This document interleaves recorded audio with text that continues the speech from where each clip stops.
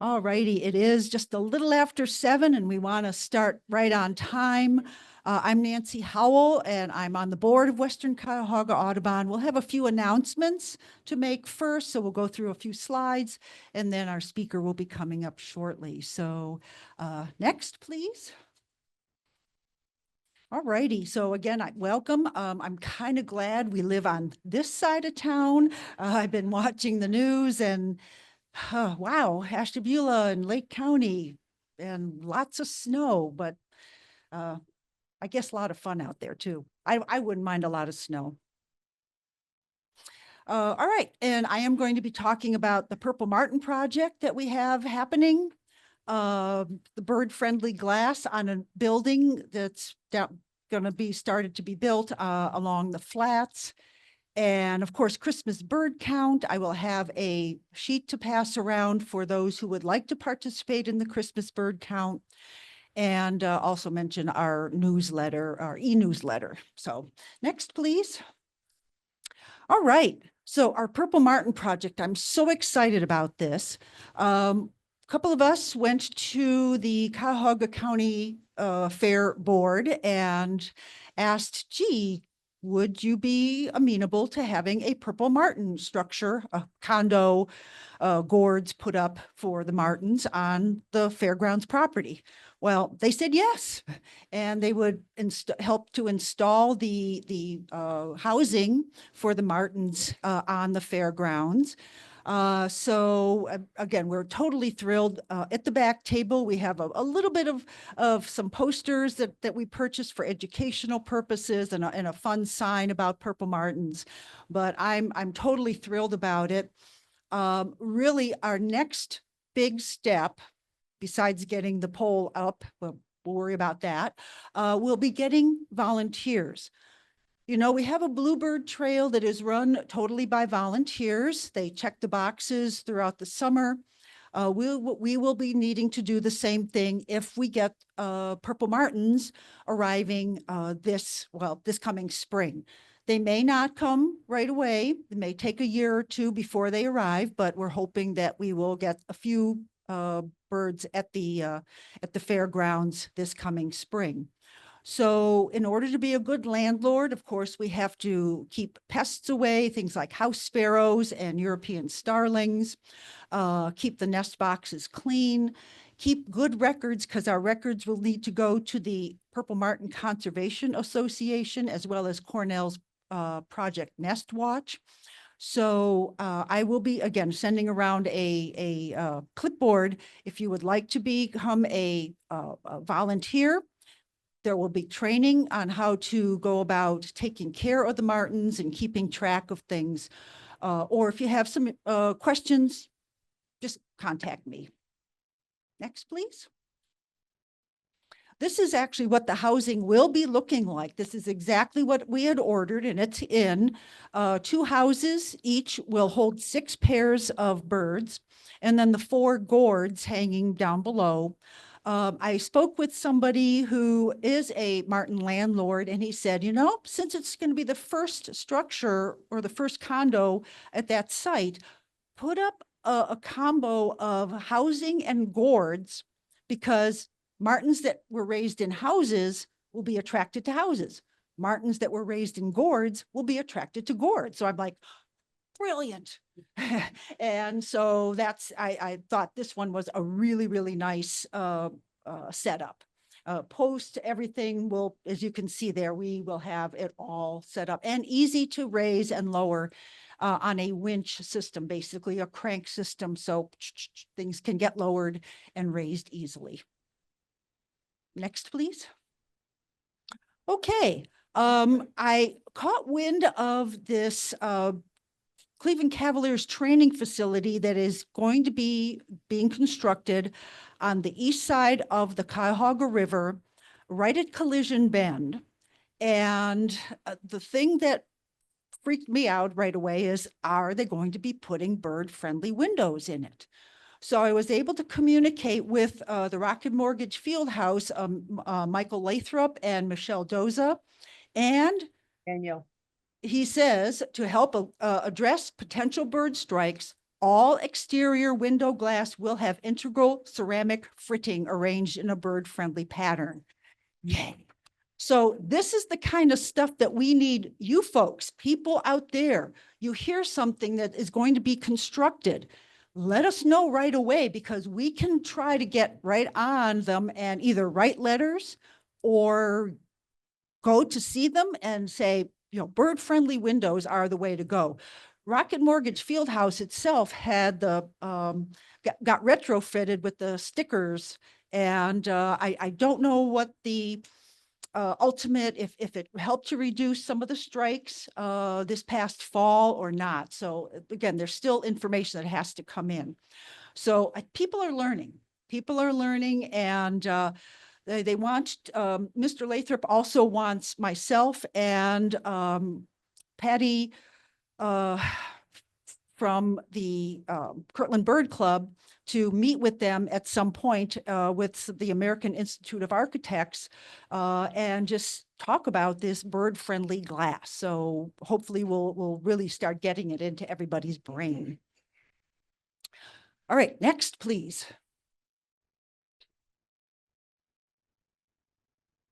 Okay, Christmas bird count 2024, our count circle.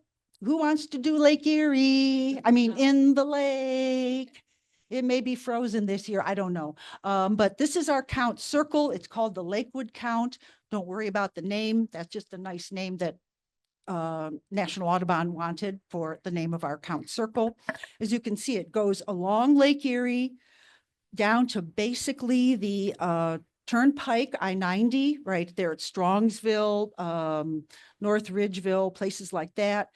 It extends into Lorain County a little bit, like Avon Lake, places like that, and to the Brooklyn, Parma Heights area. So we still do need people to either take some routes. It could be driving routes. It could be walking routes in the park. It could be in at your house, at your bird feeder.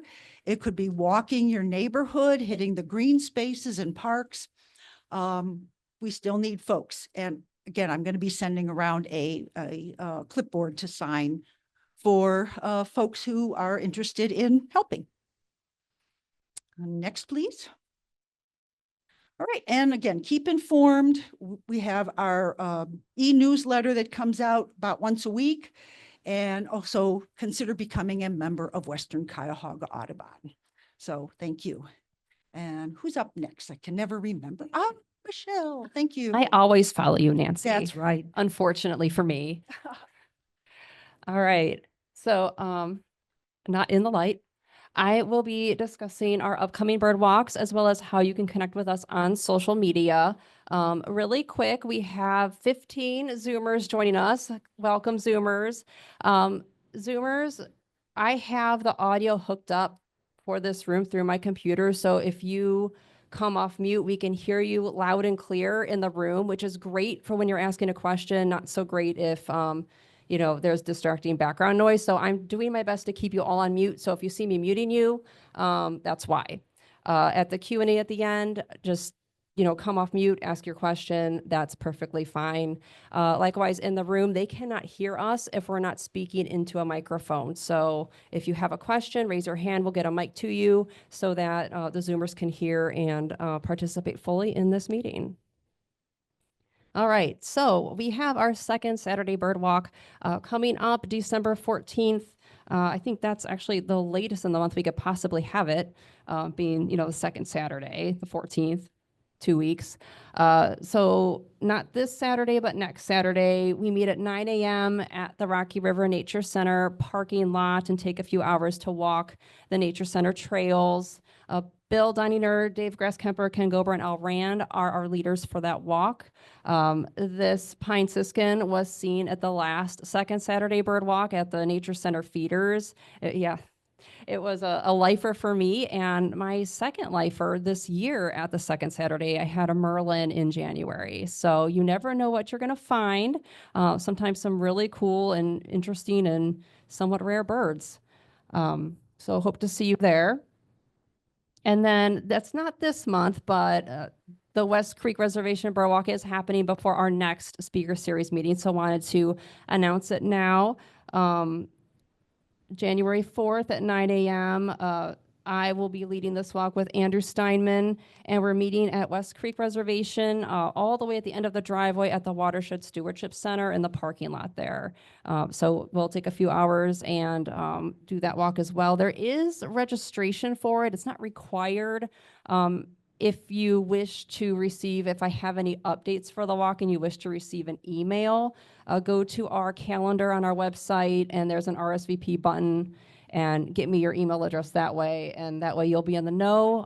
Hope to not have to cancel this walk, but if we have a lot of ice or if we get the weather they've been getting on the east side, we might, have to cancel that walk. But hopefully it'll be on, and it'll be a nice sunny day. And this red-tailed hawk was seen at West Creek a couple years ago. So hoping to get more looks like that in January. And then finally, follow us on social media. We're on Facebook, X, formerly Twitter, Instagram, and YouTube. Subscribe to our YouTube channel. I record all of our speaker series meetings, our book clubs, any other events we have online, and you can find them all on YouTube. So that way you won't miss anything. All right, I think that's it for me. All right, thank you so much. Thanks so much, Michelle. All right. Marianne Ramito, who is our Climate Watch coordinator. Hi, everybody. Climate Watch. Climate Watch is a project that was started by Audubon about 5 years ago, National Audubon. And it's a scientific survey that they do all across the nation. And we count certain birds, and the birds are bluebirds, nuthatches, goldfinches, and towhees. And if you happen to be in the right area, there's painted buntings, but we're not in that area. So the winter count, next please, is going to be between January 15th and February 15th. And we're going to have a big day, which is going to be Saturday, January 18th. And what we mean by that is that we're hoping that, providing the weather is lovely, I mean, if it's miserable, stay home. But if it's lovely, come on out and do your surveys. Now, in order to do the surveys, if you're not already assigned a square, give me a call, and then next, I think go to next. Here's take a picture of this slide if you want. My contact information is there, and you can give me a call, and I can either walk you through how to do a square after we decide which square you want to do. I can give you a little hint, or you can watch this video that we did a couple of years ago. And you just have to start about 17 minutes into the video, because otherwise you'll be watching all the preamble to the meeting. So anybody have any questions right now? Okay. And the information about Climate Watch is in the newsletter, right, Marianne? Yes, so our newsletters are in the back of the room on the table. So pick one of those up and find where the link is and take a look at that. All right, our book discussion series with Drina Nemes. Drina.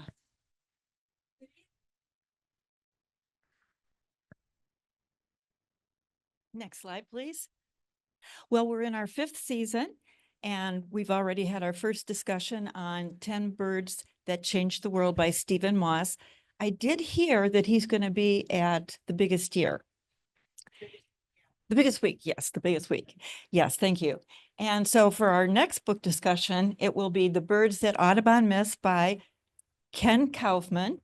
And that will be Tuesday, January 21st from 7 to 8 p.m. on Zoom. And then in April, we'll go to The Big Year, which I just mentioned.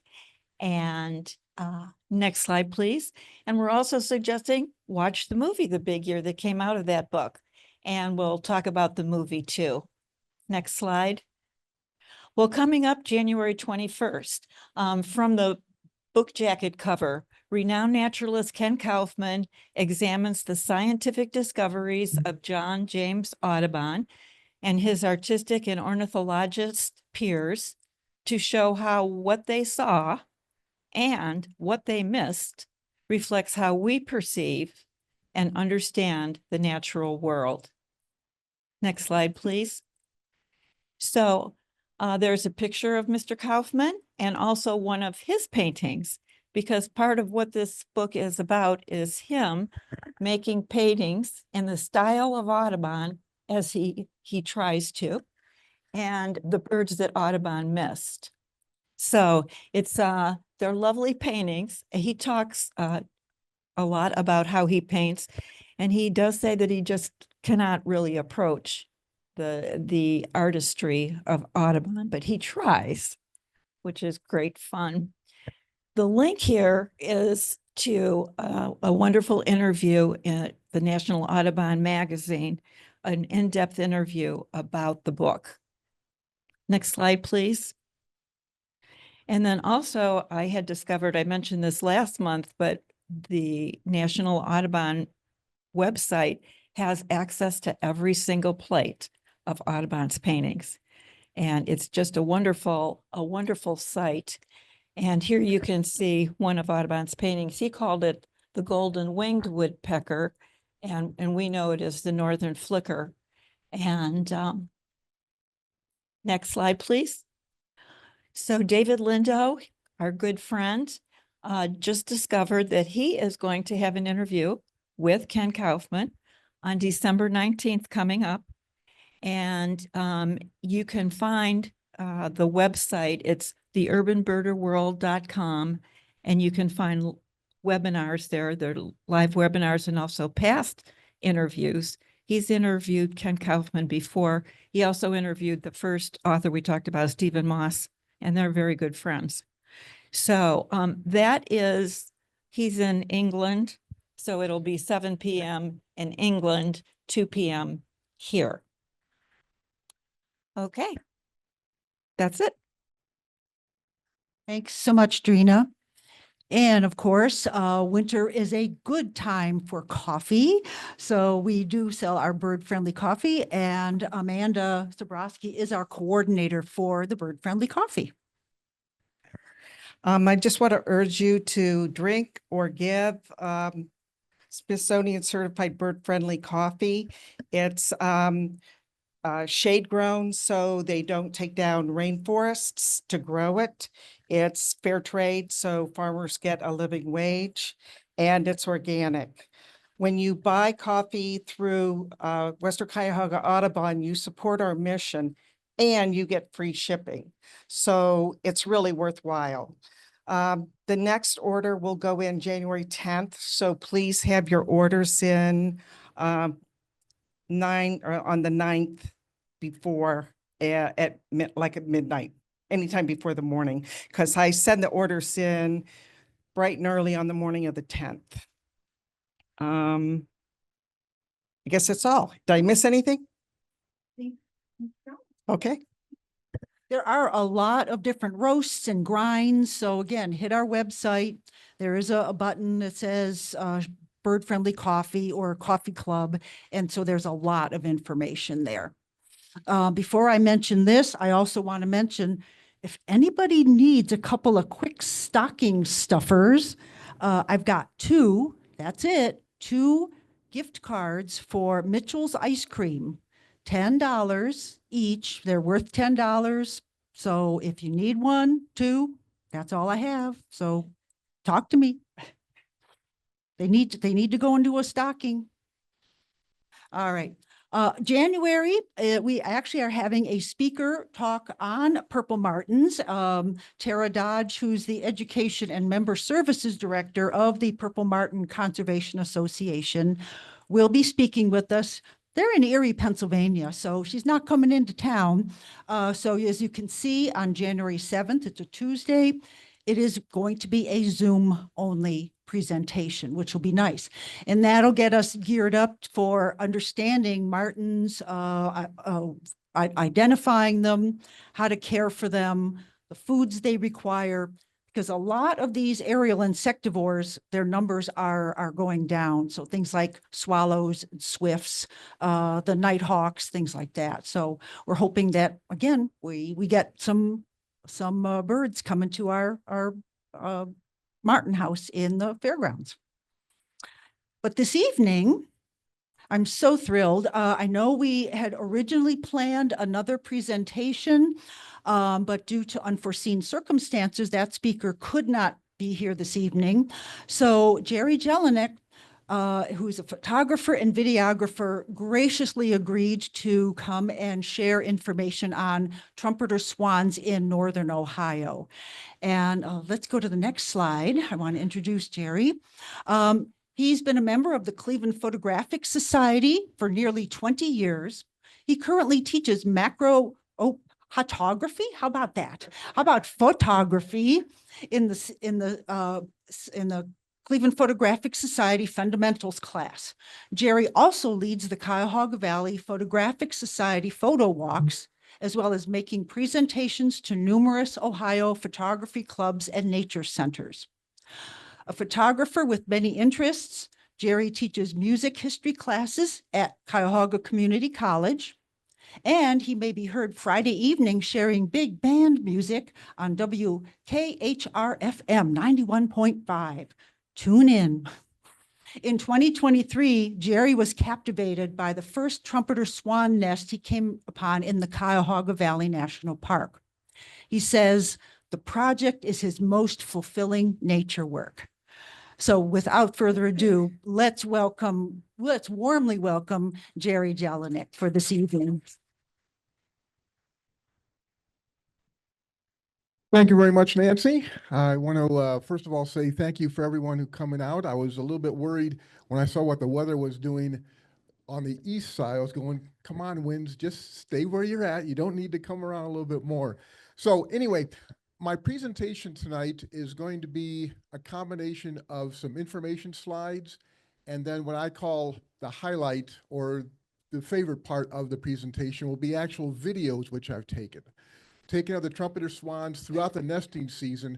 The majority of the videos we're going to see tonight are from last year, from 2023. Okay, next slide, please. So as Nancy mentioned, my name is Jerry Jelinek, and she also mentioned I lead the photo walks for the Cuyahoga Valley Photographic Society. I teach macro within the Cleveland Photo Society, and images that I've had have been used by the Cuyahoga Valley National Park for advertisements and publications and things like that. I call myself an opportunistic birder. I defer to the members of Audubon Society for being the passionate birders who will go out there on Christmas Day, Christmas week, when it's 20 degrees and things like that, to go out and count birds. I'm not quite at that level, but with the trumpeter swans, I am very passionate about that. They provide a lot of opportunity to learn about them, their behavior, learn about waterfowl in general, and it's really been the most fulfilling nature photography project that I've ever gotten involved with. One thing I'm going to ask is we're going to hold off questions until the end of the presentation. I'm going to be running really tight on 45 minutes, so I want to keep the pace going. So keep your questions both online and here in person, and we'll get to those then at the end of the presentation. Next slide, please. Okay, one of the questions that people like to ask is where's the nest located at? And I've been asked by Natural Resources Department to not disclose the location. So if you ask that question, I will say the same thing to you, that I have been asked by Natural Resources to not divulge the location. So any other questions about trumpeter swans, I'll do my best to answer. But there's other locations in Northern Ohio where you can photograph trumpeter swans and see them. And within the Cuyahoga Valley National Park, we have Kendall Lake. They'll be there infrequently, also at Beaver Marsh in the Cuyahoga Valley National Park. Those two locations, you can see them sometimes in migration, sometimes in the fall, and things like that. Closer or other areas in Northern Ohio with the Bath Nature Preserve down in Bath, Ohio, near Akron, they actually have nesting trumpeter swans down there. Liberty Park, which is in Streetsboro, that's on the far east side. And they had last year just an incredible amount of waterfowl during the fall season. Once winter came and it got cold and it froze over, then they left. But that's an area that is really easy to access. Close by here, Sandy Ridge in North Ridgeville. they actually have nesting trumpeter swans in Sandy Ridge. Ottawa National Wildlife Refuge out in Oak Harbor, they are a large area for trumpeter swans. As you start moving up between Sandusky up to Toledo, that's the main area where trumpeter swans are here in Ohio. Killbuck Marsh, which is down in Shreve, Ohio, just south of Worcester. And what's nice about the trumpeter swans, as far as my perspective, is they're the heaviest living bird native to North America right now. It's also the largest species of waterfowl with a wingspan of about 7 to 8 feet. So they're big birds. The typical weight of an adult will be about 20 to 30 pounds. It's one of the heaviest living birds or animals capable of flight in the world. And in terms of average mass on their body, they are the heaviest living flying bird in the world. And we have them here in our backyard. Now I'm going to be telling you a little bit more about that as we go through how Ohio has become home to trumpeter swans. Next slide, please. We're near extinction, and that history of near extinction is really remarkable based on the recovery that's happened over the last 100 years. In the 18th, 19th, and into the very early 20th centuries, the trumpeter swans were hunted heavily, and they were hunted for game, they were hunted for meat, they were hunted for their soft swan skins, which were used in powder puffs. They were hunted for their quills, which were used for writing implements. They were also hunted for their feathers, which were used as decorative on hats. The species is also very unusually sensitive to lead poisoning, which is a big problem which continues today for trumpeter swans, because where they nest at is very low-lying marshlands. Well, if someone was hunting with lead weights, say 50, 75, 100 years ago, guess what? If those lead weights became or fell off of the fishing line, they're in the sediment there. And that's where the trumpeter swans are feeding on vegetation. So it's very common for them to ingest lead weight. And if there's enough lead that builds up in their system, it will kill them. Also, they are very getting entangled into old fishing line. Fishing line which has been discarded over the years is a big problem. As they get older, contact within high tension wires and telephone wires is also a problem. Between 1853 to 1877, the Hudson's Bay Company bought trumpeter swan carcasses from hunters and trappers to use in commerce. There was an estimated total of about 17,700 swans which were killed to supply the Hudson's Bay commercial activity with selling of trumpeter swans parts just during that 25-year period. And you can see why it takes so long for the trumpeter swans to be reintroduced into areas, because females typically won't start producing eggs and starting families until they're about 4 to 6 or 7 years old. So it's a long process for maturity for trumpeter swans.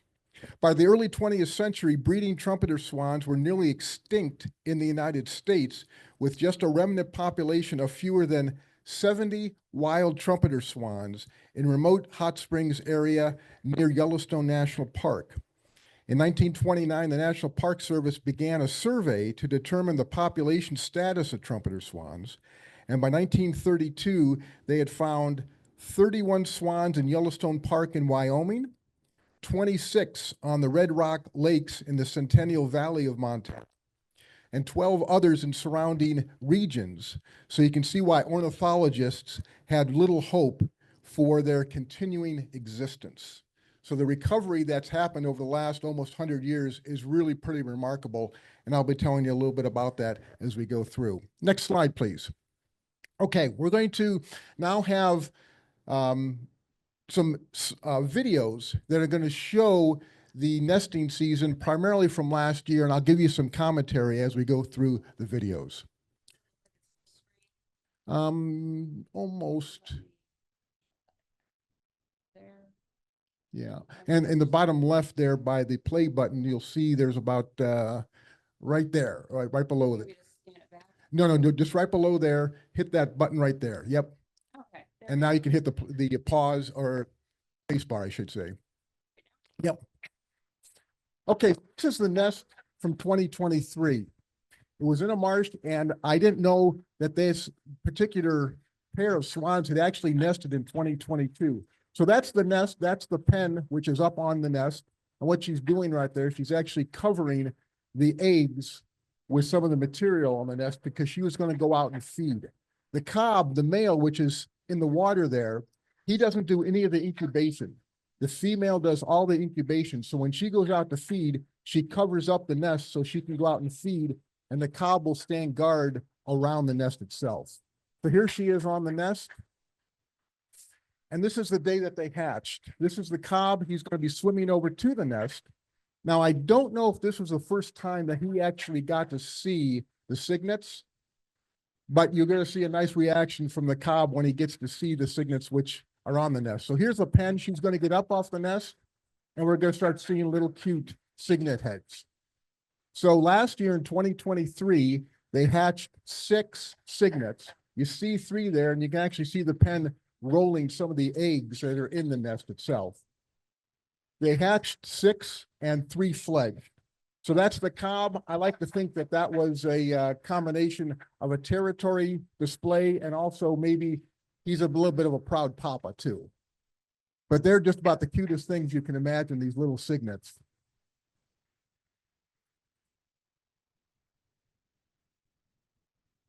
So during their first 3 to 4 weeks is when they are extremely vulnerable, and the predation is somewhere between about 50 to 75%. In this particular marsh where they're at, they have a lot of snapping turtles, and these snapping turtles really can do some pretty extreme damage on the cygnets. So it's very important for the parents to provide a lot of protection for them. Go back to the videos again. It's okay. And just hit the space bar. Okay, this is the nest from this year, the 2024 nest. It's the only video I have from 2024 in the presentation. It was a foggy morning. Actually, I'm sorry, this is from last year also. This is 2023. This was about 2 or 3 days after they had hatched. The cygnets then, they get up first thing in the morning, and they are about the cutest things you can imagine. One of the first things that they do then is they'll actually go down the water. The cygnets, when they hatch, have to be able to feed themselves. The parents never feed them. So literally, they can start swimming as soon as they are hatched, just a few hours after they hatch. So in the mornings then, the cygnets will go down the water. The cob is down in the water waiting for them, while the pen is up on the nest, kind of keeping them warm. But once the whole brood starts going down the nest, he follows them down into the nest, or into the water, I should say, from the nest.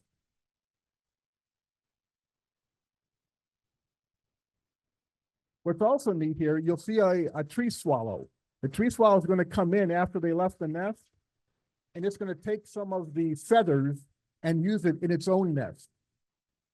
So he was keeping a close eye on what was happening at that nest, and anytime that they would leave, it would get a feather. Okay, so what the parents are doing right now is the cygnets can't put their heads underwater.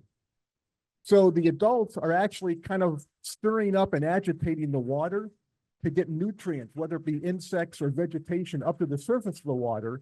There's a lot of duckweed that's in the marsh.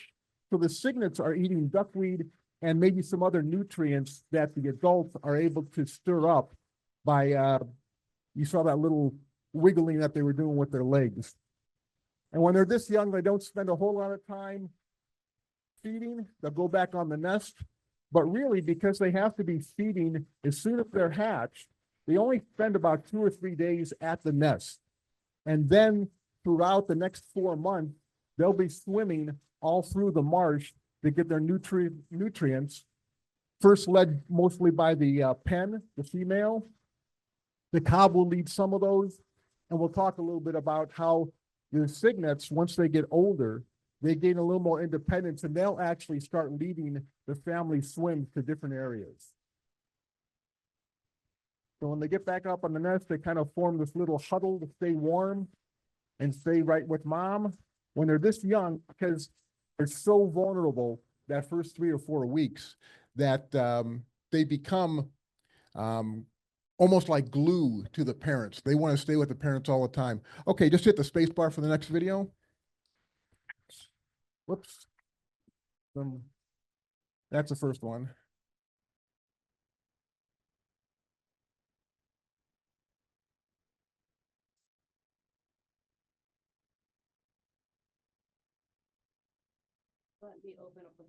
Okay. Okay, so really that first 3 to 4 weeks is where you see all the predation.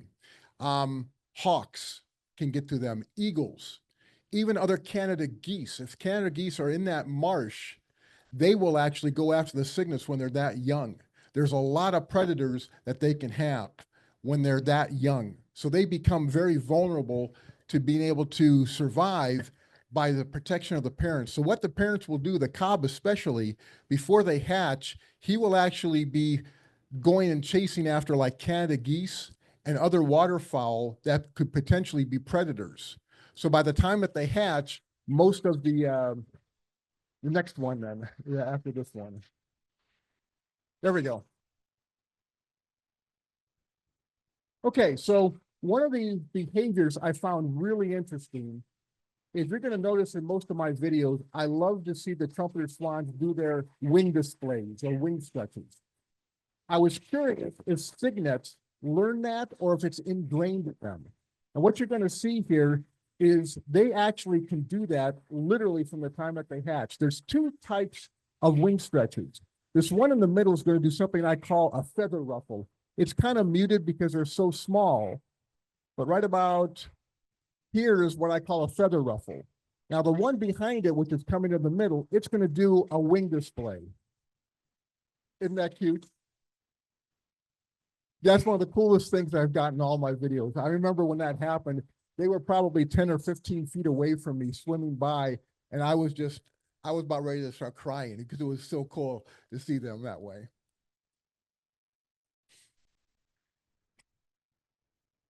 Okay, hit the space bar. Yep. Okay.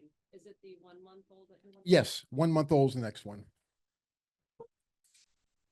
Okay, so what I was doing last year in 2023, it was I was making compilation videos. So this next video that's up right now is about 3 minutes long, and it's going to show the progression from when they hatched all the way up until when they were about 1 month old, 4 weeks old. So here's the day that they hatched.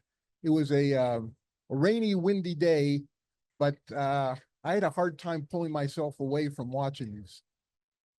They were so darn cute. So throughout this period of this first month, they've got to learn, obviously, the feeding techniques.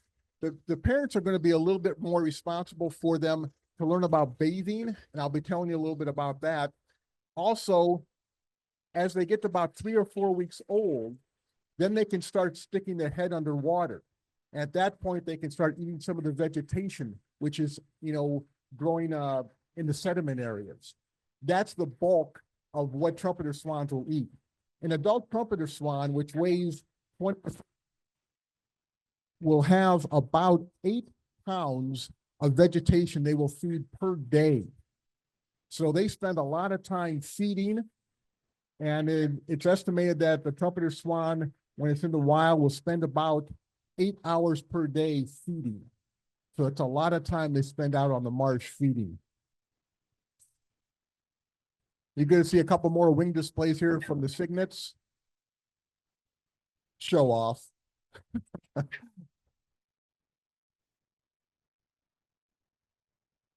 But you'll notice here, we started out with 6 cygnets, and by this video, we're down to 3 or 4. So the attrition rate was, during that first 4 weeks, they went from 6 to 3. This year, in 2024, they hatched 7, and by the end of the 3 to 4 weeks, they were down to 1. So 6 of them got predated during that first 3 or 4 weeks. This was the closest that she brought them to me. They were probably about 10 feet away from me. And after you've been swimming for a while, they like to go to these rest mounds. Now, during the nesting portion of the parents, she will build maybe 4 or 5 different mounds across the marsh. She'll choose one of those mounds as being their main nesting mound. And then when they're done nesting, they basically abandon that area. But these other mounds that she has built, they use during the summer then as resting mounds. So this is the bathing process I was mentioning. And the cygnets at that age weren't quite sure what this head bobbing underneath the water was all about. As they get older, they get more accustomed to it. And you can see now that we're close to 1 month old, we're down to 3 cygnets. And we no longer have the white puffy little cygnets. Now we have the birds that start looking more like swans, and they become gray in their appearance. Okay, if we can go back to the PDF. Okay, the population range. Yeah, next slide. Perfect. Okay, so the current population across the North America in 2015, I should say, there were estimated of around 63,000 trumpeter swans. Now that's a pretty significant increase because in 1968, there was an estimated 3,700 trumpeter swans across North America. Now the main area of population is up there in the northwest portion of Canada into Alaska. The actual Alaska populations of trumpeter swans weren't known about until the late 50s, when there were some surveys that were done. And that becomes really significant because as different areas in the United States start reintroduction programs in the 60s, 70s, 80s, and 90s, they start getting more diversified DNA by getting fertilized eggs from Alaska and northwestern Canada. This allows the DNA to become more diversified. So we're not just going to be using the DNA from the Yellowstone area. We have a much wider availability of DNA in there. So that becomes really important. One of the things about trumpeter swans is because they are in low-lying marshlands, we probably, at least in our lifetimes, will never see the full amount of trumpeter swans that used to exist because we've lost so much marshlands over the last 150 years. It's estimated somewhere between 90 to 98% of our marshlands, our low-lying marshlands, have been repurposed, whether it be for farming, whether it be for commercial, business zones, things like that. It's been repurposed, and we're never going to gain that back. We also don't know what the historical population of trumpeter swans was back in the 17th century before they were really starting to be harvested for commercial purposes. There's 3 flyways in North America for trumpeter swans. There's the interior flyway, which includes Ohio, Ontario, Michigan, up to Minnesota, down to Iowa, Arkansas. That's the interior flyway. The Rocky Mountain Flyway, which is mainly up in the Canada area, and then the Pacific Coast, just as far as trumpeter swans population goes. Next slide. Okay, let's go to the next set of videos. There's 2 videos in this set, and the first one's going to be, again, a compilation of the 2-month-old swans from 2023, and that'll be about a 5-minute video. So this is going to show their progression from roughly late June to late July.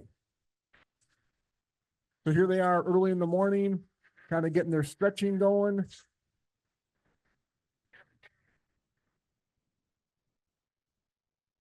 They never really become what I'm going to call great walkers ever. But once they get on the water, they're about as graceful as you can imagine. And they're flying, and you'll see some flying coming up.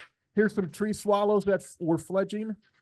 One of the neat things about being at the marsh, there's a lot of other birds that are there. And that one morning I got to see those tree swallows being fed right in front of me, which is fun. So here they are going back to bathe, and you can see now the cygnets are starting to use the water then to help clean off their feathers. It's a big part of their day is the preening process, as it is for any bird. One of the big reasons that they do so much preening, they have to make sure all those feathers are aligned properly, because it's the density of feathers which makes them waterproof. If they don't have that density, water can get on the body and potentially can be a problem there. A lot of frogs. This head bobbing is kind of a signal that let's move, let's go do something.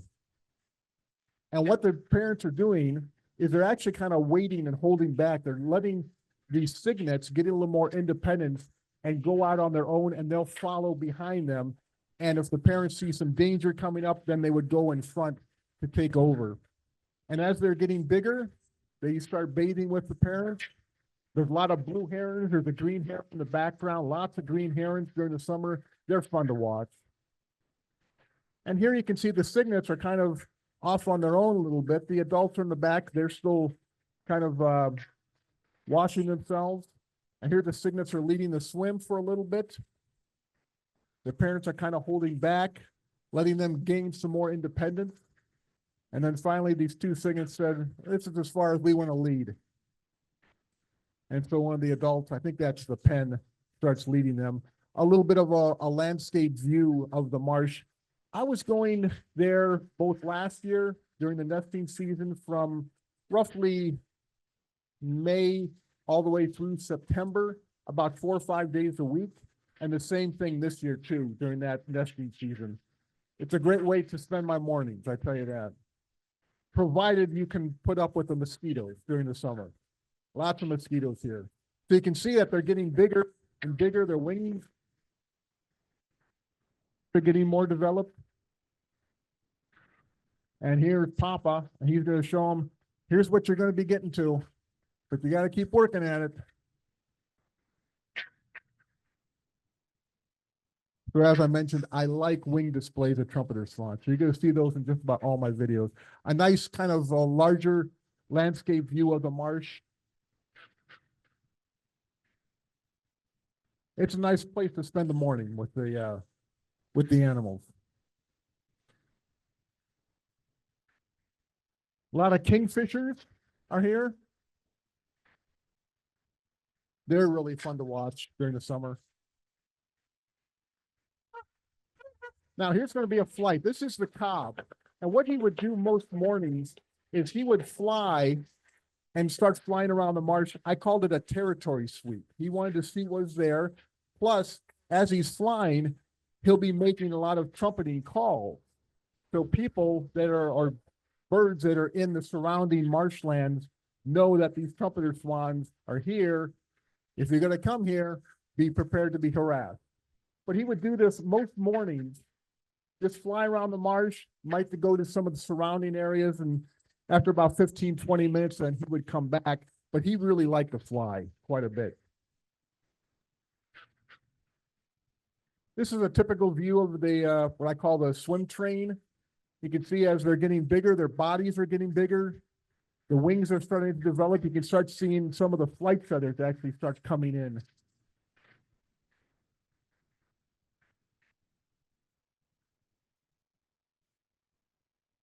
And that's what they're going to get to.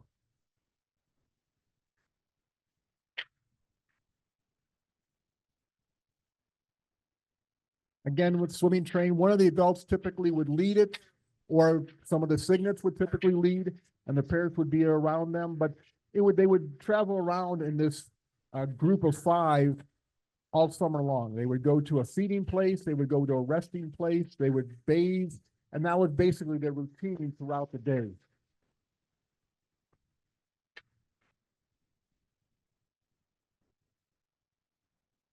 So that covers up through the end of July. And there's one more video I've got queued up in this section. It's a behavior. It's the swan molting one.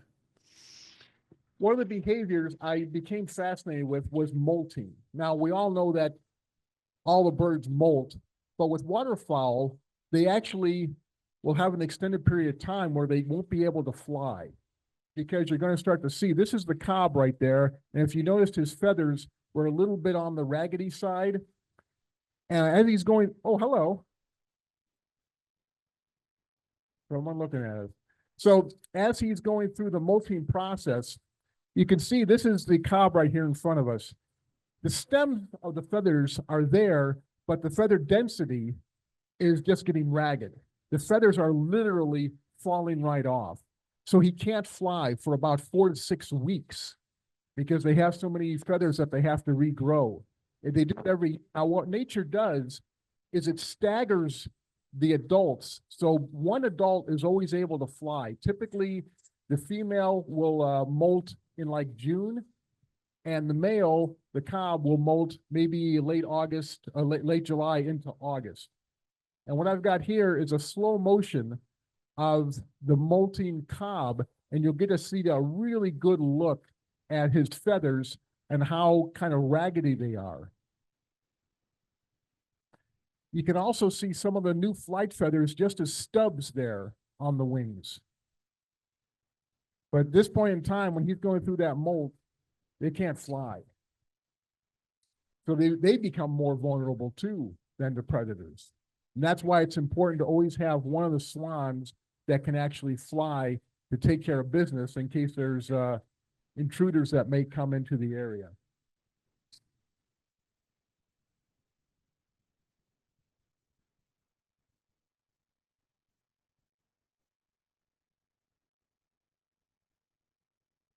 Okay, if we can go back to the slideshow.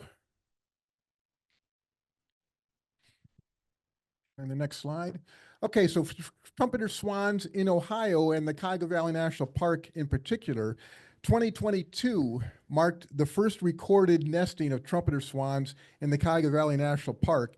And in 2023, the same adult pair again successfully nested in the Cuyahoga Valley National Park. And in 2024, it was the same pair again that nested, but something rather significant happens at the end of the nesting season in 2024. I'll tell you about in just a few minutes. So we had, as I mentioned, 7 cygnets which hatched this year, and unfortunately only one of them survived to actually fledging. Next slide. In Ohio, in 1995, the only place you could find trumpeter swans would be at a zoo. There were no wild trumpeter swans anywhere in Ohio. So in 1996, Ohio joined other Midwestern states in starting a reintroduction program. And this included the Cleveland Zoo, the Columbus Zoo, and the Wilds. And they got fertilized eggs from Alaska. So the population that started out here in the late 90s was actually from Alaska, the DNA. So they got these fertilized eggs in, they went to the zoos where they incubated them. And then when they hatched and got old enough, all of the cygnets then were moved to the wilds and they were put into large groups. And that was how the cygnets then were being protected and developed. And then eventually, once they had fledged, they were being introduced then into other areas within Ohio. And McGee Marsh was the first area that trumpeter swans were introduced at. The reintroduction program, which started in '96, ended in 2003. They were having so much success in the growth of the population of trumpeter swans that they stopped that reintroduction program. And in 2013, the trumpeter swan was listed as threatened instead of endangered in Ohio. The ODNR estimated in 2022 that there were about 863 individual trumpeter swans across the state. In 2024, the current ODNR estimate is around 900 trumpeter swans over 26 counties, and the largest concentration being in the upper northwest area between Sandusky and Toledo. And on April 8th of this year, of 2024, ODNR removed the trumpeter swans from the threatened species list. So really, it's remarkable in less than 100 years, the reintroduction of trumpeter swans across North America has been so dramatic. It's really a success story. Okay, let's go to the next slide. And there's 2 more videos I have queued up here. The first one is this compilation of 3-month-old, roughly from the end of August or end of July into the end of August. So you can see here toward the end of July, they're starting to get their flight feathers. And what starts happening then is they start filling out the flight feathers. They start getting more strength in their feathers. And by late August or so, they actually start doing what I call takeoff practices. If you see a trumpeter swan take off, they require a lot of real estate, a lot of runway to be able to build up enough lift in their wings to get their heavy bodies up off the water. The cygnets, when they're first starting, here's a slow motion of a green heron fishing. How these green heron can spot fish under that much duckweed is a minor miracle as far as I'm concerned, because I never see them. So this portion of the video, the three cygnets were kind of off by themselves. The adults were probably about 40 or 50 feet away. And here the cygnets are leading their swimming. They're somewhere to eat or to bathe. So going back to them, their takeoff practice. So they start at the end of August and they'll start running and they'll start flapping their wings, but they can never get enough lift. It takes about 2 or 3 weeks of them practicing, building up the muscles, building up their speed, where they can actually start lifting off, but their flights will be very, very short. And then as they build up more and more strength and more ability, they'll be able to fly further and further away. And then finally, by about 4 months, that's how long it takes for them to fledge. By 4 months, they're able to do extended flights with the parents. And that's when they start exploring outside of the marsh. So they're really in that marsh, quite literally for 4 months between when they hatch until when they fled. Now, we're into August. So we can start seeing the density of the flight feathers, which are growing on the trumpeter swans. So here's the cygnets. They've got flight feathers. So they are very close to being able to fledge at this point, but they still have to build up that ability to lift themselves off the water.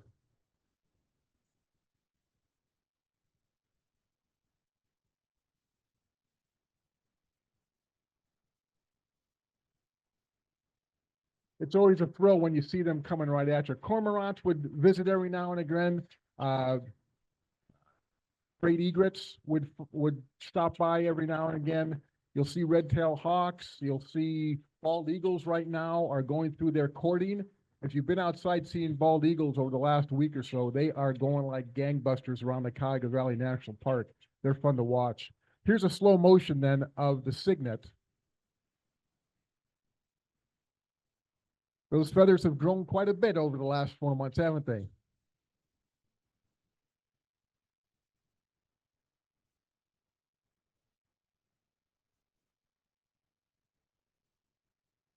And in case you didn't notice, I do like wing displays of trumpeter swans. I like them from all waterfowl. But the trumpeter swan, when you have that big wingspan, is just really something to watch. So I like to include in the background environmental sounds of what's in the marsh at any particular time during the fall. Kingfisher here fishing.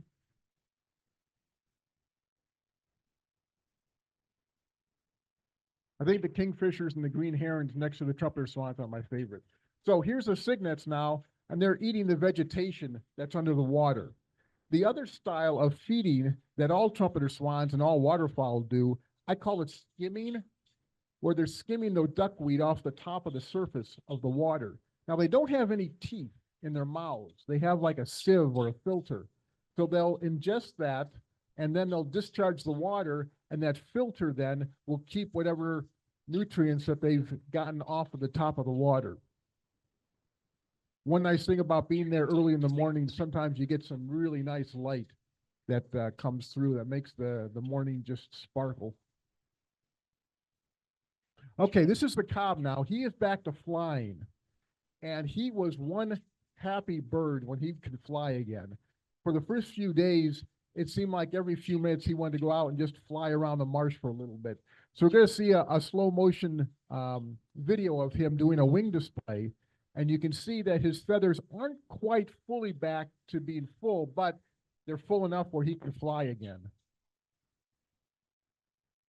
And he was also doing a little bit of a more aggressive wing display because he was building up those muscles more in his body. He had been so sedentary as far as flying for about 4 to 6 weeks. He needs to build back those muscles up too.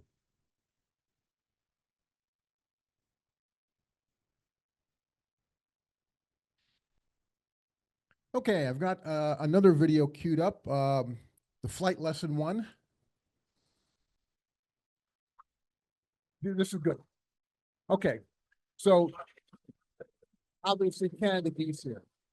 So what we're going to see coming up in this is you're going to see the cygnets and one of the adults actually start doing a takeoff. It'll be coming up in a little bit here. We'll let the Canada geese get off the marsh. As September comes, the Canada geese are no longer really a threat to the cygnets, considering the cygnets are bigger than the Canada geese are at this point in time. So the red-tailed hawks that are around there, they're still a threat, but not nearly as much as they are when they're young. Okay, so here we have one cygnet start taking off. There's a second cygnet taking off. There's an adult and the third cygnet. So the three cygnets, and you go see two of the cygnets actually get airborne. So there's the adult on the right, a cygnet just to the left of it. There's another cygnet kind of in the background, and it's getting airborne. But one of the cygnets wasn't able to get enough lift, so it aborts the flight. That sound it makes is the only time I've ever heard that. And all I can say is it was a frustration sound that its siblings were able to start flying with one of the adults, and it was grounded. It couldn't quite get enough lift off. Now, of course, after they've been practicing, they've got to get a little bit of a sleep in there. They got to get a little rest.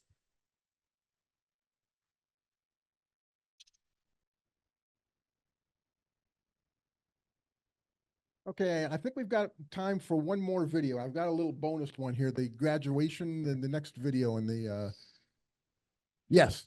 So September 20th was the 4-month anniversary of the hatching of the cygnets. I was there on the day before and didn't see anything. So literally when I was leaving on the 19th of September, I said to them, I said, tomorrow, show me something. Literally, I said that. They must have heard me, because what they're going to see here is pretty neat. The entire family is going to take off for a flight. So the cygnets are going to lead this flight here. So there's two of the cygnets. There's one of the adults. The other adult and cygnet are also going to be taking off. The cygnets continue to fly. The adults abort the flight and they go back down to the marsh. So what you're going to see here is the two cygnets. There's two cygnets on the left. They're going to continue flying, and you'll see the adult here is aborting the flight and going back down to the marsh. So all three cygnets started flying on their own. They started flying around the marsh and flying around the marsh and flying around the marsh. They did this about 5 or 6 times. They just kept flying around the marsh while the parents were in the marsh kind of honking at them and stuff like that. Quite an honor on. After about, I don't know, probably about 2 or 3 minutes of this, one of the adults goes on an intercept course in the opposite direction. So what you're going to see, these are the 3 cygnets here, and coming up in the next clip, you'll see the cygnets flying from left to right in the screen, and then you're going to see very quickly one of the adults coming on an intercept course from right to left. That'll be coming up in the next scene here.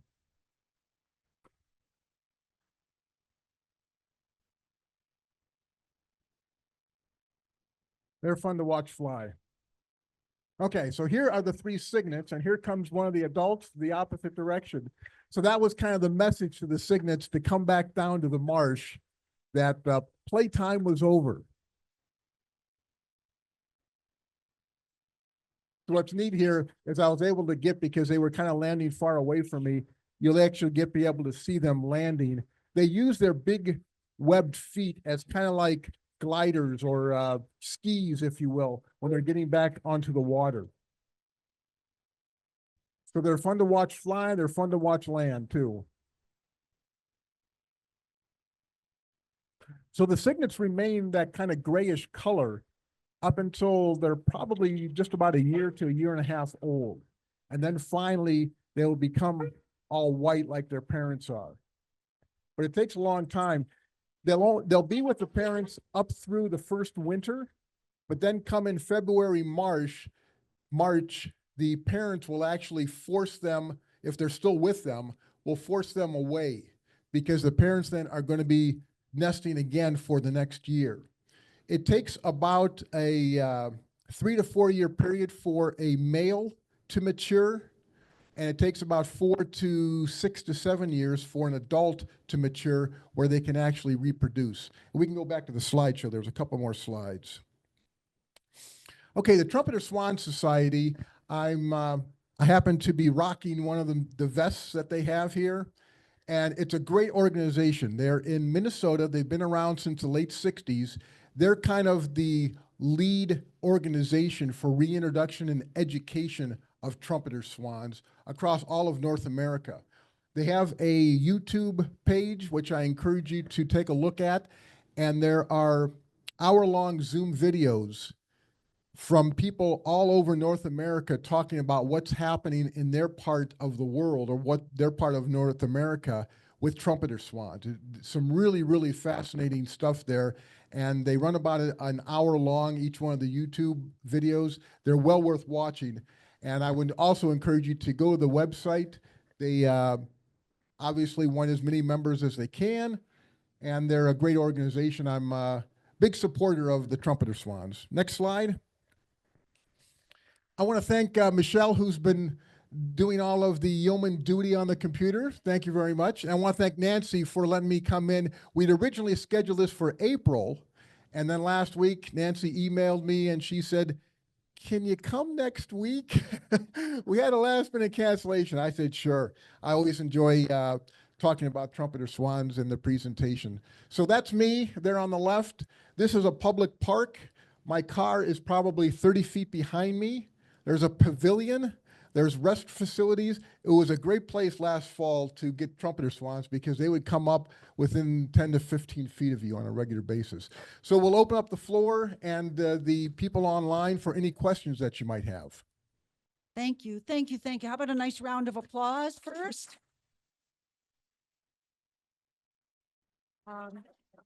So if there's any questions here in the studio audience, please raise your hand so I can bring the mic to you.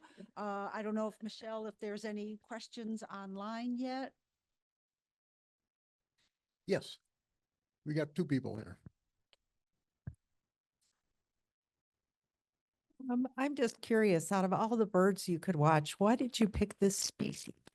It's an excellent question. That's the first time someone's asked me about that. So trumpeter swans provide human beings a unique opportunity. I can't think of any other wild bird species where you can be literally in their house and they will accept you. Now, it takes some time for them to want to get closer to you, but at the same point, I don't know of any other wild bird species that gives you that much access to them. This year, because they were used to me, when they hatched, I got within about 10 to 15 feet of the nest the day after they hatched. There's no other bird species that was going to be that tolerant of a goofy guy like me with a camera pointing right at them all the time. So that's actually one of the biggest things. I've done a lot of nesting videos of different birds, but it's so difficult to do that. And once they fledge, I mean, you're done. So it's about a 2-week window I have with that. With the trumpeter swans, literally all year round, if they're in that marsh, they accept you within that environment, provided that you're respectful of them and stuff like that, and you don't, make a fool of yourself when you're there. There's another question. You just answered it, but another question I have is, where do they go if the water freezes over? Which they have left. As a matter of fact, I saw them Sunday when I was there at the marsh. What has happened this year has been kind of different than last year. Last year, I'm understanding was really, really what I'm going to call smooth and normal. What happened this year is toward the end of August, before the family had actually fledged, before the cygnet had fledged, 2 interlopers came into the marsh and would not leave. Very aggressively, over about a 3-week period, they literally forced the resident swans out of that marsh. So these 2 interlopers, who are very, very aggressive toward other swans, were still there as of a couple of days ago. Now, once the marsh has frozen over, which it has now with the cold weather that we have, they'll leave to find open water where they can feed. Trumpeter swans around here probably don't migrate too far. They might go to southern Ohio or southeastern Ohio where they can find some area where they can feed, but they don't migrate, 700 miles or anything like that. It's fairly short distances for the most part here. All right, we have a few questions on chat. Yeah. Someone asked, was this all at Beaver Marsh? So I don't know if you want to repeat what you said at the beginning. Yeah, I've been asked by the Natural Resources Department to not disclose the location. I will say it was within the Cuyahoga Valley National Park. Two of the places which I mentioned earlier were Kendall Lake and Beaver Marsh. I will say that they don't nest at either one of those locations. The habitat isn't quite right for them nesting just because there's so many people that are at both those locations. This one's a little bit more of a remote location. Thank you. What predators hunt a full-grown swan? Actually, once they get to be about 2 months old, so they'll be roughly, 8 weeks old or something like that, their predators are basically maybe coyotes or somewhere if they're out west, wolves or something like that. But they really around here don't have any predators. They have more problems would be man-made obstacles or man-made problems, whether it be high tension power lines, telephone lines. I mentioned earlier lead weights that can get into their gizzards. And if they get enough of that lead weight, it'll kill them. And also discarded fishing line, which we actually had an issue with this family last year in 2023. Luckily, the cygnet was able to get out of that fishing line after about a week. But that was rather concerning because it wouldn't have been able to fly when it had that fishing line entangled onto itself. Any other questions here or online? Yes, another question. I think you had a question? Oh, okay. All right. You mentioned that the parents don't feed the babies when they first hatch. Correct. How do they grow without food? They literally, within the first few hours of them hatching, they'll be down in the water feeding themselves. And it was kind of neat this year because I was there fairly close to the nest. They were tolerant of me being there, the adults were. So the cygnets had their own little kiddie pool right by the nest that was kind of isolated away from the marsh. And literally within a few hours, they're down there doing that skimming and getting duckweed off the top surface of the marsh. And so they do that for about 2 to 3 weeks before they can start putting their heads underwater to get vegetation that's in the sediment and things like that. Any other questions online or in person here? Oh, okay. One other question back? Hi, I was just curious, the wing displays that they do, Yeah. I think you had mentioned they do that to help build their muscles so that they can fly. Is that the sole purpose of No. the wing display? No, the wing displays have a lot of different communication portions to them. The way the trumpeter swans communicate primarily with other animals around them is with the loud honking and with wing displays, with head bobs, with feathers, how their wings and how they display with their wings.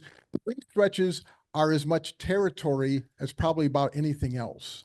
They'll also do it to get water off of when they've been swimming around, and there might be water that's built up onto the wings. They have to get that water off so they don't have a bunch of water on the body and things like that. So it's used for a lot of different purposes other than just building up the muscles. Yeah. We have many people on Zoom commenting that you have wonderful videos and thank you for this amazing presentation. And we do have just 2 more questions. Yeah. Who is Jeff Gibson? Jeff Gibson's a good friend of mine, and so he gets the photo credit.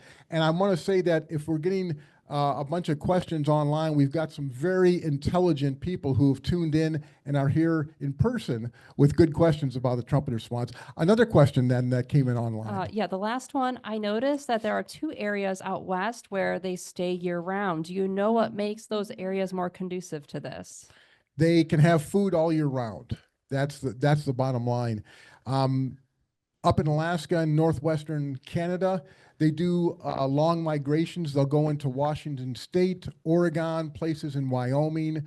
In the interior, they'll actually migrate down to Arkansas and Missouri. And there's places during the winter where you can literally see hundreds, if not thousands, of trumpeter swans out west, where they congregate in rivers and things like that during the winter period, because some of these areas never freeze over. That's a key portion of it. If they can find food where they're at, they're probably going to stay where they're at too. Looks like one more question Yep. here. I have two parts of this question. Yeah. One, do they use the same nest every year? And then the second is, how large is the area that the trumpeter swans need to nest before another group can come in? Two really good questions. So the first question was about the nesting, reusing them. They may reuse the nest, but in the particular one that I've seen, and again, I am no expert on trumpeter swans. I'm passionate about them, but this is the first 2 years that I've experienced the trumpeter swans. They use different nests, and I understand that's pretty common, that they will use different nests. Sometimes they may use the same mound that they had the previous year and rebuild it. Kind of like what, some birds will go back to the same tree and may even use the same branch that they had used previously and kind of build a new nest or enhance an existing nest that was there. And then the other question was area. So this one I've seen a lot of different numbers on.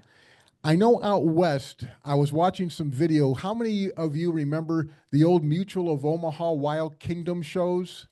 Yeah, most of you. We're showing our age, aren't we?